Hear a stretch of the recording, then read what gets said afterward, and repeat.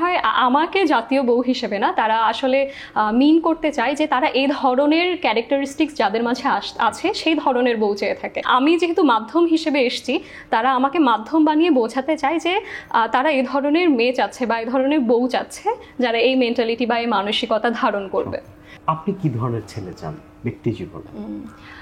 আমি এরকম ছেলে চাই যে আমার থেকে বেশি আমার ক্যারিয়ারকে গুরুত্ব দেবে, যে আমায় ভালোবাসবে, যে আমাকে সময় দেবে এবং আমার ক্যারিয়ারকে সে নিজের ক্যারিয়ার মনে করে কখনো আমার ক্যারিয়ারের মাঝে আসবে না। খুব বেশি ইনকাম সোর্স থাকতে হবে বা খুব বেশি সুন্দর বা সুদর্শন হতে হবে এরকমটা আমি মনে করি না। ছেলে মানুষ মনের দিক দিয়ে ভালো হলে, পবিত্র হলে এবং একটা মেয়েকে সম্মান করতে পারলে এটাই যথেষ্ট। আর মেয়েরা সবসময় সম্মান জিনিসটাই চায়, আস্থা চায়, বিশ্বাস চায়। এখন আপনার জীবনে একজন সুপুরুষ চলে আসলো যে জয়িতা তুমি সবকিছু করতে পারবে, ঠিক আসার 3 মাস পর বা 6 মাস পর বা 1 বছর পর সে চাইলো যে জয়িতা আপনি কিছুই করতে পারবেন না, তখন আসলে ওই পুরুষের প্রতি আপনার মনস্তাত্ত্বিক স্ট্যান্ডটা কেমন থাকে? একদমই ঠিক থাকবে না।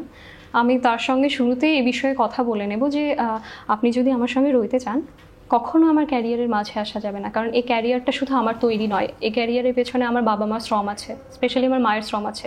এই ক্যারিয়ার গড়তে আমি এতগুলো বছর এত প্রচেষ্টা চালিয়েছি, এত কিছু চালিয়েছি, এত চড়াও উতরাও পার করে এই জোনটাতে বা এই প্ল্যাটফর্মে এসে দাঁড়িয়েছি। যেটা বিয়ের আগে একটা কমিটমেন্টের জায়গা থেকে একটা রিলেশনশিপ রান করা, আর ঠিক বিয়ের 1 বছর বা 2 বছর পরে রিয়েলিটির মধ্যে আসার যে তফাৎটা, সেই জায়গা থেকে আপনার সিদ্ধান্তটা আসলে কি হবে? সে বলেছে যেটা আপনি করতে পারবেন না বা যেটা আমি চাই তুমি এটা করবে না, তখন জয়িতার স্টেটমেন্ট। বিয়ের আগে সে ইনশিওর করেছিল তুমি পারবে, বিয়ের পরে সে বলছে তুমি পারবে না, এরকম কিছু? আচ্ছা, আমি অবভিয়াসলি প্রথমত তাকে বোঝানোর চেষ্টা করব, তাকে আমার দিকগুলো বলার চেষ্টা করব, আমার স্ট্রাগলিং পিরিয়ডগুলো জানানোর চেষ্টা করব। আর সে যদি সুপুরুষ হয়ে থাকে বা সে যদি একজন পুরুষ হয়ে থাকে, আমি আশা করব যে সে স্ট্রাগলিং পিরিয়ডটা সম্পর্কে ভালো নলেজ বা আইডিয়া রাখবে, কারণ একটা ক্যারিয়ার বিল্ড আপ করা এত ইজি না। তারপরেও যদি আমি দেখি যে সে বুঝতে পারছে না, আমি একটু গ্যাপ নেব। আপনি নিজেকে একটু সময় দিন, আমি আমাকে একটু সময় দিই, এবং আপনি ভাবুন আপনার জন্য কি বেটার, আমি ভাবি আমার জন্য কি বেটার। আমি যদি দেখি যে তারপরেও সে কোনোভাবে বুঝতে পারছে না, আমি স্বভাবতই একটা ব্যালেন্সিং ওয়েতে চলা ট্রাই করব। এরপরও যদি সে অ্যাগ্রি না করে আমার ক্যারিয়ার, তবে আমি বলবো যে আমাদের কিছু সময়ের জন্য আলাদা থাকা শ্রেয়।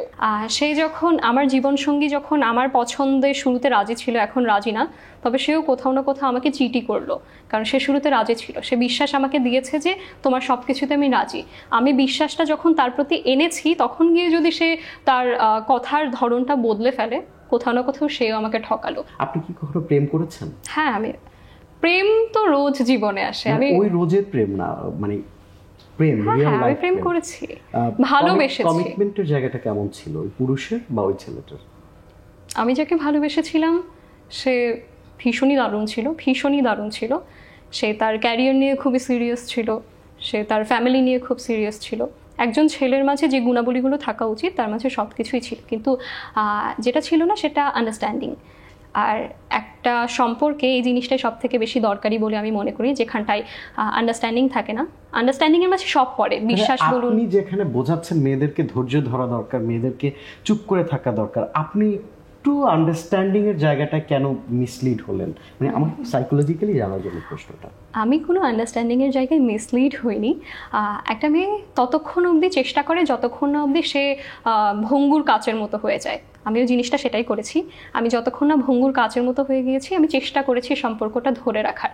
কিন্তু যখন গিয়ে আমি দেখেছি কবরে আমার 2 পাই ঢুকে গিয়েছে, দ্যাট টাইম আমি ভেবেছি যে না, এবার আমার কথা ভাবা উচিত, এবার আমার নিজের পরিবারের কথা ভাবা উচিত। কারণ সবার আগে আমার পরিবার এবং আমি। অনেকটা সময় আমরা যখন ভালোবাসার মোহতে জড়িয়ে যাই, এই জিনিসটা আমরা ভুলে যাই। তখন আমরা মানুষটাকে ঈশ্বর ভাবা শুরু করে দেই, প্রভু ভাবা শুরু করে দেই, এবং মনে করি যে তিনিই আমার অক্সিজেন, তিনি ছাড়া আমি প্রশ্বাস গ্রহণ করতে পারবো না, নিঃশ্বাস ত্যাগ করতে পারছি না, এরকম কিছু, বা প্রশ্বাস নিঃশ্বাসের একটা ঝামেলা হয়ে যাচ্ছে, তিনি ছাড়া আমি বাঁচবো না বা মরে যাবো। 2-3 মাস পর আমরা যখন রিয়েল লাইফটাতে ফিরি, বা 2-3 মাস একা থাকার পর আমরা যখন জীবনটা সম্পর্কে বুঝি, তখন আমরা অনেকাংশেই দেখি যে মানুষটার জন্য এত প্রচেষ্টা, এত চেষ্টা, সেই মানুষটা আমায় দুঃখ বিলাস ছাড়া কিছুই দিয়ে গেল না। যা দিয়ে গেল তা ধ্বংসাবশেষ।